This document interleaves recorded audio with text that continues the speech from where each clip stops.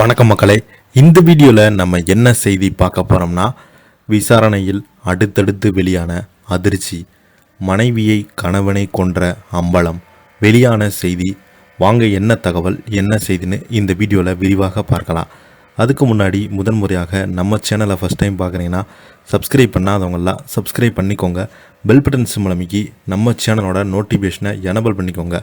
நாங்கள் போடுற வீடியோ எல்லாமே உங்களுக்கு உடனுக்குடனே வந்து சேரும். வாங்க என்ன தகவல்னு பார்க்கலாம். தென்காசி மாவட்டம் கடைநல்லூர் அருகே கணவனின் கழுத்தை நெரித்து கொலை செய்துவிட்டு கணவன் நோயால் இறந்ததாக நாடகமாடிய மனைவியை போலீசார் கைது செய்திருக்காங்க. இந்த சம்பவம் அந்த பகுதி மக்களிடம் மிகப்பெரிய ஒரு அதிர்ச்சியும் ஏற்படுத்தியிருக்கிறது. இதனால் பார்த்தீங்கன்னா அவங்களுடைய குடும்பத்தை சேர்ந்தவங்க போராட்டத்தில் ஈடுபட்டு வராங்க. தென்காசி மாவட்டம் கடையநல்லூர் அருகுள்ள நொச்சிக்குளம் கிராமத்தைச் சேர்ந்தவர் தான் முத்துக்குமார். இவர் மனைவி மரியா ஆரோக்கிய செல்வி. இவங்களுக்கு வயது 30. இவங்களுக்கு ஒரு மகளும் ஒரு மகனும் இருக்காங்க. முத்துக்குமார் மஞ்சக்காமலை நோயால் பாதிக்கப்பட்டிருந்த நிலையில் திடீரென மயக்கமடைந்து விட்டார் என்று கூறி 108 ஆம்புலன்ஸில் ஏற்றி அரசு மருத்துவமனைக்கு அனுப்பி வைத்திருக்காங்க. மருத்துவமனையில் முத்துக்குமாரை பரிசோதித்த மருத்துவர்கள் முத்துக்குமார் வரும் வழியிலே இறந்து விட்டதாக தெரிவித்திருக்காங்க. ஆனால் அவங்க இறப்பிற்கு காரணம் என்ன என்று அறிவதற்கு முத்துக்குமார் உடலை மருத்துவர்கள் பிரேத பரிசோதனை செய்ய முடிவு செய்திருக்காங்க. பிரேத பரிசோதனை முடிவில் முத்துக்குமார் கழுத்து எலும்பு நெரிக்கப்பட்டு தடம் இருப்பதாக தெரிய வந்திருக்கிறது.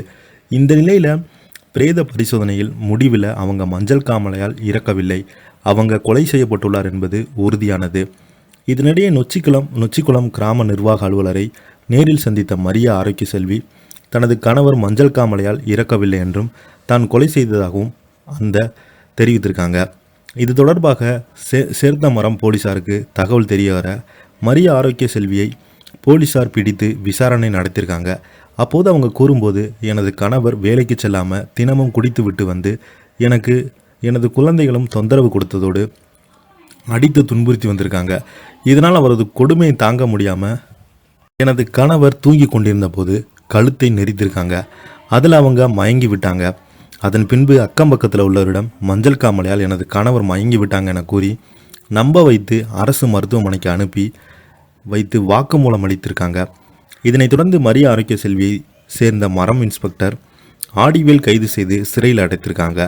இந்த நிலையில் முத்துக்குமாருடைய தாய் தந்தை மற்றும் இருவருமே பார்த்தீங்கன்னா, என்னுடைய மருமகளை கைது செய்து அவளை வெளியே வர முடியாத அளவுக்கு அவளுக்கு தண்டனை வாங்கி கொடுக்கணும் அப்படின்னு அவங்க மறியலில் ஈடுபட்டிருக்காங்க. இதை பற்றி நீங்கள் என்ன நினைக்கிறீங்க? கீழே உள்ள கமெண்ட் பாக்ஸில் மறக்காமல் பதிவிடுங்க. இந்த வீடியோ உங்களுக்கு பிடிச்சிருந்தா லைக் பண்ணுங்கள், ஷேர் பண்ணுங்கள், கமெண்ட் பண்ணுங்கள். நன்றி, வணக்கம்.